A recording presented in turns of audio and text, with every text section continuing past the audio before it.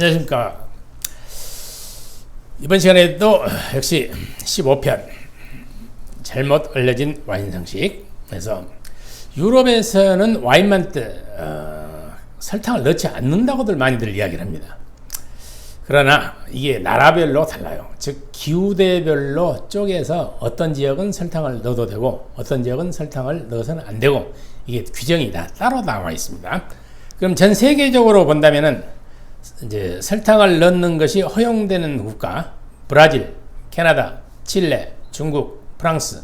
프랑스는 북쪽 알자스나 보르도, 부르고뉴, 상판, 여기는 설탕 넣어도 돼요. 그리고 독일은 이제 프레드카츠바인만 제외하고는 다 넣습니다. 그 다음에 뉴질랜드, 일본, 스위스, 영국, 미국의 오레곤주도 설탕을 넣어도 돼요. 그래서 이게 우리나라에서 와인 만드는 사람들이 설탕 넣는 것을 대단히 이거 뭐 죄스럽게 생각한다든지 뭐 이런 경우가 많은데, 이건 뭐 기후대에 따라서 외국도 얼마든지 설탕을 넣도록 그렇게 돼 있습니다. 그래서 뭐 그걸 너무 창피하게 생각한다든지 그러지 마십시오. 완전히 이제 가당을 금지시키는 나라가 오스트레일리아, 호주, 오스트리아도 역시 마찬가지입니다. 오스트리아 같은 경우는 북쪽인데 이제 자체적으로 설탕 넣지 말고 늦게 따라 말려라 뭐 이런 걸로 하죠. 그 다음에 캘리포니아는 열치 이제 설탕 안 넣고 만들고, 그 다음에 독일은 이제 프레드카츠바인은 설탕을 못 넣도록 돼 있고, 그리고 남아프리카 공화국 설탕 못 넣도록 돼 있습니다. 그래서 이게 다 달라요. 그렇기 때문에 여기 이제 규정을 보면 유럽 지도를 이렇게 놓고 6개 지역은 나눠놨어요. 그러면서 A, B, C 이렇게 지역으로 세분화 시켜놨는데, 이걸 제가 이제 EU 양조 규칙에 들어가서 이걸 따져봤습니다. 그래서 지역을 A, B, C 크게 셋으로 나눠가지고 가당, 즉 설탕을 넣을 수 있는데, 하면은 이제 A 지역은 영국, 독일 뭐 해서 이쪽 북쪽 지역이잖아요. 여기는 설탕을 넣어서 3%까지 알코올 농도를 올릴 수가 있도록 되어 있습니다. 근데 이제 빈티지가 안 좋을 때는 0.5% 더 해도 돼요. 3.5%까지. 그리고 B 지역은 2%까지 알코올 농도를 높일 수가 있습니다. C 지역은 1.5%. 그리고 가산이 있어요. 산을 집어넣거나 산을 제거하는 과정이 좀 있습니다. 왜냐하면은 모든 과일이 북쪽으로 갈수록 산도가 높고 당도가 떨어지고, 남쪽으로 내려갈수록 당도가 올라가고 산도가 떨어집니다. 그러니까 이 두 가지 균형을 맞추기가 상당히 어려워요.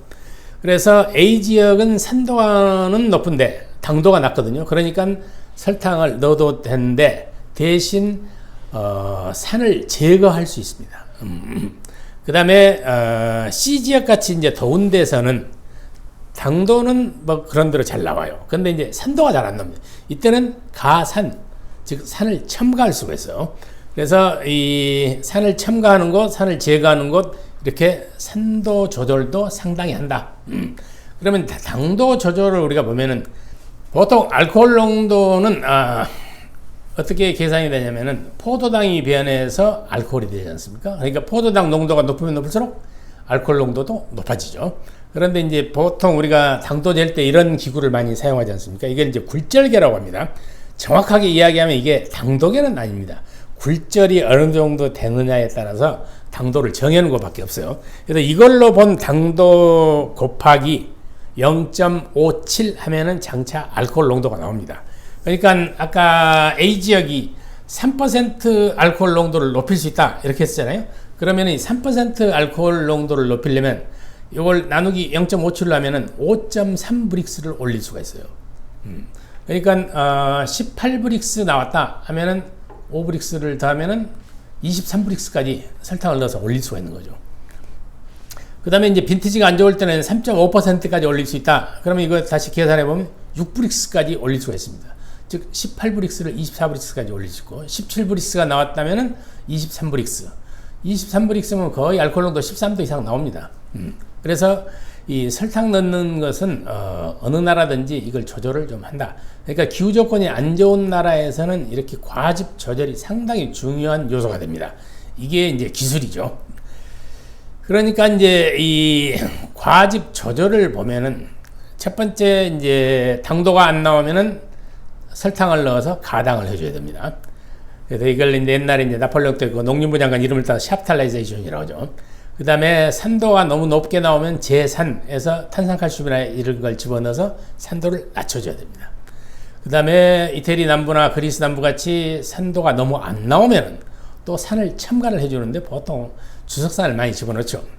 그 다음에 부르고뉴 같이 또 탄닌이 잘 안 나오는 데는 탄닌도 넣도록 되어 있습니다. 그리고 이제 물론 처음부터 끝까지 아황산 또 다 이 농도 조절을 또 하는 식으로 이 과즙 조정이 상당히 중요한 요소가 되는데 이걸 될 수 있으면 안 하는 게 좋긴 하죠. 천연의 맛이 그대로 나오는 게 좋으니까, 즉 테루아르가 좋아야 좋은 와인이 나오는 것은 바로 맞긴 맞습니다. 그런데 이제 우리나라 사람들이 보통 이걸 오해를 잘못하는 게 항상 당도에 신경을 많이 써요. 그러면서 우리 포도는 20브릭스 나온다 뭐 이렇게들 이야기를 많이 하는데 막상 탱크에 넣고 전부 다 진익에서 딱 재보면 한 17브릭스 나오죠. 그러면서 당도 높게 나온 것을 대단히 중요시 하는데 사실 와인 맛은 산도가 좌우합니다. 산도 측정을 잘하고 특히 pH 이 조절이 대단히 중요한데 포도를 안 따고 오랫동안 놔두잖아요. 그러면 당도는 올라갑니다. 근데 산도가 뚝 떨어집니다. 그래가지고 맛이 좀 심심하게 돼요. 이 산도라는 것은 한식으로 이야기하면 간을 맞춘다고 보시면 돼요. 이게 결정타를 탁 날리는 거기 때문에 이 맛이 딱 조절이 잘 돼야 됩니다. 특히 그 중에서 산도 중에서 중요한 게 pH. 그래서 이게 이제 제가 가지고 있는 논문 중에 사진식으로 봅니다. pH 걸 퀄리티라고 되어 있어요. pH는 품질이다. 왜냐하면 이 pH에 따라서 미생물의 활성이 좌우가 되고 아황산 넣는 양도 좌우가 되고 주석이 가라앉는데 또 좌우가 되고 와인 만든 데서 pH 같이 중요한 게 없습니다. 그래서 pH 메타는 와인 만드는 사람 무조건 이제 이걸 가지고 있어야 됩니다. 그런데 이제 이걸 화학적인 지식이었으면 좀 다루기가 좀 어렵긴 하죠. 왜냐면은 이걸 말하자면 총으로 뭐 이야기하면 0점 조정을 한다고 그럴까요? 그걸 잘 맞춰서 pH 7, pH 4 표준 용액에 딱 맞춰서 측정을 해야 하는데 측정 안 하고 한 달, 두 달 놔두면 이게 또 변질이 좀 됩니다. 눈금이. 그래서 이 pH 메타를 잘 이용을 해서 와인을 잘 담가야 됩니다. 그러니까 좋은 포도밭이라는 건 뭐냐면 과즙 조절을 할 필요가 없는 와인입니다. 즉 테루아르가 좋은 데가 즉 금수저 이론이 맞긴 해요. 그러니까 이제 프랑스 같은 데는 지도에다가 표시를 해놓고 여기는 그랑크루다, 여기는 1등급이다, 여기는 2등급이다 이렇게 이제 표시를 하는 게 바로 이제 그런 거죠. 그러니까 호주의 플라잉 와인 메이커가 하는 소리 있어요. 나는 젊었을 때 어느 포도든 좋은 와인을 만들 수 있다고 생각했다. 이제는 와인 만들기의 80%는 포도밭에서 이루어진다는 걸 깨달았다. 이렇게 이제 이야기하는 사람이 있을 정도예요. 특히 이제 샤또 마고는 잘 아시죠? 샤또 마고가 그리스 출신한테 팔렸을 때 거기 이제 돈을 왕창 투자해서 맹겔로폴로스라는 사람이 그 당시 이제 가장 유명했던 보르도 대학의 에밀 베이노 교수를 데리고 왔습니다. 우리 와인 최고로 맛있게 만들어 주십시오. 좋은 와인 만드는 건 간단합니다. 좋은 포도만 주십시오. 이렇게 이제 이야기를 한 적이 있어요. 그만큼 포도 자체가 와인 맛을 90% 이상 좌우한다.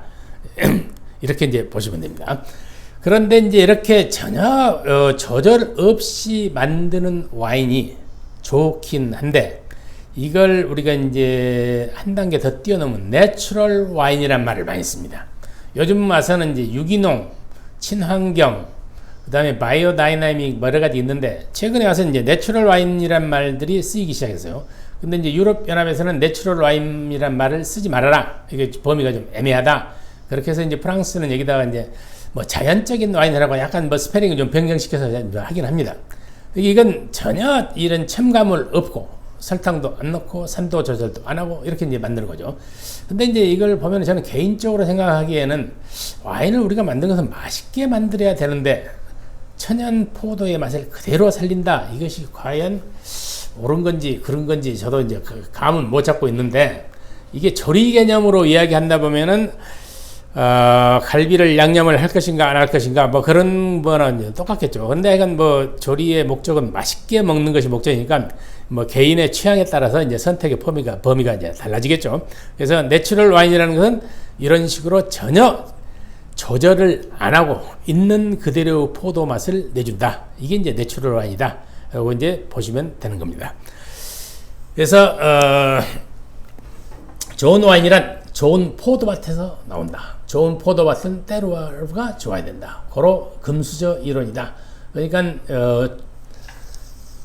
와인 만들기 전에 이미 등급이 결정되어 있다. 상당히 모순되긴 하지만 그게 현실적으로 맞는 이론이기도 합니다. 어쩔 수가 없습니다. 그래서 이 과즙 조절을 전혀 안 한 상태가 가장 좋긴 하지만 어느 정도는 이렇게 해주는 것이 상당한 기술에 속한다. 그래서 이상 이 과즙 조절에 대해서 말씀을 드렸습니다. 감사합니다.